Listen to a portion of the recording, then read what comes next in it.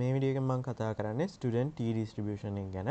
ඉතින් අපි බලමු definition එක මොකක්ද කියන්නේ කියලා. අපි z කියන එක කෙනා standard normal random variable එකක් කියලා ගත්තොත් සහ w කියන එක කෙනා chi square distributed random variable එකක් කියලා ගත්තොත් ඒකෙදි අපි n degree of freedom එක තමයි කතා කරන්නේ. එතකොට if z and w are independent. ඒ කියන්නේ z කියන random variable එකයි w කියන random variable එකයි independent random variables නම් අපි t කියන එක කෙනාට අපි define කරන්න පුළුවන් z බෙදීම square root of w බෙදීම n කියලා. එතකොට මෙතනදී අපි t කියන එක කෙනා student t distribution එක තියෙනවා n degree of freedom තියෙන විදිහට. එතකොට අපි මේකේ probability density function එක ගත්තොත් මේ probability density function එක අපිට බලන්න පුළුවන් t distribution table එකේ t කියන්නේ student t table එකේ බලන්න පුළුවන්. එතකොට ඒක උඩින්ම තියෙනවා මෙන්න මේ probability density function එක. එතකොට මේ probability density function එක තමයි t distribution එකට අදාළ වෙන්නේ. එතකොට මෙතනදී අපි මේ probability density function එක තියෙනවා නම් අපි ඒකට කියනවා n degree of freedom තියෙන t distribution එකක් කියලා. එතකොට මේක symmetric curve එකක්. ඒ කියන්නේ symmetric කියන්නේ සමමිතික වක්‍රයක් තමයි එන්නේ මෙන්න මේ වගේ අර z අපි කියන්නේ standard normal distribution එකෙත් අපි ගත්තේ symmetric curve එකක්. ඒ විදිහටම t distribution එකෙත් symmetric curve එකක් තමයි තියෙන්නේ. එතකොට අපි මේකට අදාළ වෙන theorem වගේක් තියෙනවා. එතකොට මෙතනදී අපි පළවෙනි theorem එක විදිහට කතා කරනවා y1 y2 yn කියන ඒවා අපි random sample එකක් කියලා ගත්තොත් size එක n වෙන විදිහට. එතකොට මේක අරන් තියෙන්නේ මේ random sample එක අරන් තියෙන්නේ normal distribution එකකින් කියලා ගමු. mu සහ sigma squared කියන parameters තියෙන විදිහට.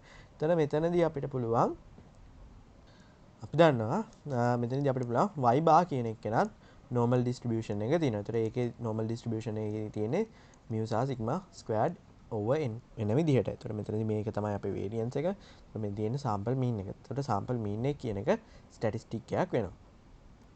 හරි. මම මෙතනදී පොඩි දෙයක් කරනවා. මෙන්න මේ sigma squared වෙනුවට අපේ sample variance එක දානවා. ඒතර x වර්ගය තමයි මම මෙතන දාන්නේ. ඊට පස්සේ මම කරන්නේ මෙන්න මේ y bar කියන එක කෙනා ගත්තාම එතකොට අපිට එන්නේ normal distribution with mu s squared over n කියන එක. එතකොට මෙතනදී අපිට පුළුවන් මෙන්න මෙයාව standardize කරගන්න. එතකොට standardize කරගත්තාන් පස්සේ අපිට t කියන එක කෙනා එනවා y bar in mu බෙදීම square root of s squared over n කියලා.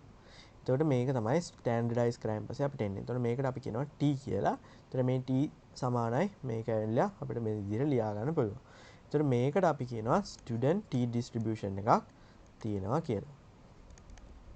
එතකොට මේ කියන statistic එකට t distribution එකක් තියෙනවා කියලා අපිට සලකන්න බලන්න. එතකොට අපි එතකොට මේකේ degree of freedom එක ගත්තාන් පස්සේ මේකේ degree of freedom එක වෙන්නේ n ඍණ 1යි. එතකොට මේකේ අපි t කියන එක කෙනා ගත්තාන් පස්සේ මෙතන දැන් t සමානයි y bar ඍණ mu බෙදීම s වතාවක් square root of n. එතකොට මේකට තියෙන්නේ t distribution එක අපි define කරන්නේ t වලින්. එතකොට මෙතන තියෙන්නේ n ඍණ 1 degree of freedom. එතකොට අපේ සාමාන්‍ය definition එක කතා කරන්නේ මෙන්න මේ probability density function එක තියෙනවා නම් n degree of freedom තියෙනවා කියලා. එතකොට මේක theorem එකක්. n ඍණ 1 degree of freedom තියෙන නම් අපි මෙන්න මේ t කියන එකව define කරගන්න ඕනේ. කියන්නේ t කියන්නේ අපේ statistic එක. එතකොට මෙතනදී අපි එතකොට මෙතනදී බලමු අපි මෙන්න මේ t කියන එක කෙනාට මේ t කියන එක කෙනාට කොහොමද මේ n ඍණ 1ක degree of freedom එකක් එන විදිහට distribution එක තියෙන්නේ කියලා. ඒ කියන්නේ අපි prove කරන්නේ කොහොමද කියලා. එතකොට මම මෙතනදී අරන් තියෙනවා y1 y2 කියන ඒවා random sample එකක් කියලා normal distribution එකකින්. එතකොට normal distribution එකේ අපි දන්නවා mu සහ sigma squared කියන parameters තමයි තියෙන්නේ. එතකොට මෙන්න මේ sample එකේ size එක තමයි n කියන්නේ. එතකොට මට පුළුවන් y bar කියන එක කෙනාව define කරන්න. y bar කියන එක summation I to I is equals to 1 to n yi බෙදීම n. එතකොට මෙතනදී y bar කියන එක කෙනා normal distribution එකක් තියෙනවා. ඒක අපි දන්නවා. එතකොට standardize කරාන් පස්සේ අපිට එනවා y bar ඍණ mu බෙදීම sigma බෙදීම square root of n කියලා. එතකොට මේකට අපි normal distribution standard normal distribution එකක් තියෙනවා. මොකද අපි මේක standardize කරපු නිසා එතන normal distribution එකක් තියෙනවා. mu සමානයි බිඳුව සහ variance එක සමානයි 1 වෙන විදිහට. එතකොට අපි chi square distribution එක අපි කලින් කතා කරා chi square distribution එක. එතකොට chi square distribution එක ගත්තොත් අපිට පුළුවන් n ඍණ 1 s වර්ගය බෙදීම sigma වර්ගය කියන එක කෙනාට chi square distribution එකක් තියෙනවා කියලා ගන්න. එතකොට මෙතන ස්ක්වයර්ඩ් කියන්නේ sample variance එක. එතකොට sigma squared කියන්නේ population variance එක. එතකොට මෙතනදී chi squared distribution එකක් තියෙනවා කියලා ගන්නවා. එතකොට මෙතනදී degree of freedom එක n ඍණ 1යි. හරි. ඊළඟට අපිට පුළුවන් මෙන්න මෙයාව w කියලා ගන්න. එතකොට අපි definition එක දිහා බැලුවොත් අපේ t distribution එකේ definition එක දිහා බැලුවොත් අපිට මෙන්න මේ statistic එක z බෙදීම. එතකොට z කියන්නේ standard normal distribution එකේ තියෙන random variable එක. එතකොට w බෙදීම w කියන්නේ මොකද්ද? chi square distribution එකේ තියෙන random variable එක. එතකොට අපිට මෙන්න මේවා දැන් අපිට මේවා define කරගත්තු මේ මෙතන z කියන්නේ statistic එකක්. එතකොට w කියන්නේ statistic එකක්. එතකොට අපිට මේ statistic දෙක දැන් අපි හොයාගෙන තියෙනවා.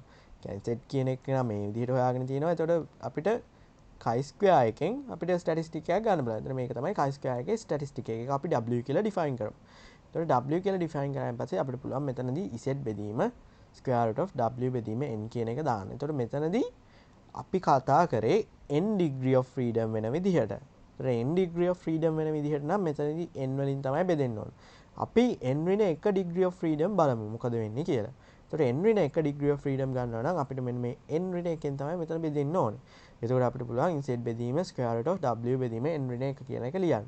ඊට පස්සේ අපිට පුළුවන් මේකට අපේ අගයන් ආදේශ කරගන්න. අගයන් ආදේශ කරාන් පස්සේ අපි බලන්න y bar in mu බෙදීම sigma බෙදීම square root of n.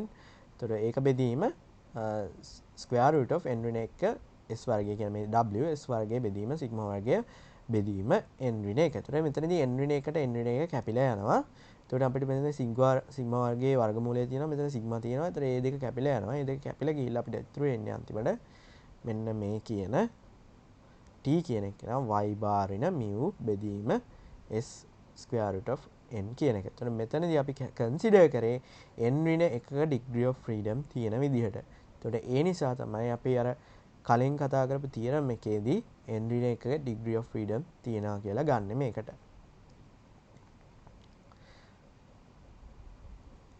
හරි. මම මෙතනින් දැන් අපේ t distribution එකට අදාළ example එකක් ගන්න තියෙනවා. අපි random sample එකක් ගත්තොත් size එක 6 වෙන විදිහට normal distribution එකකින් තමයි අරන් දෙන්නේ mu සහ sigma squared වෙන විදිහට.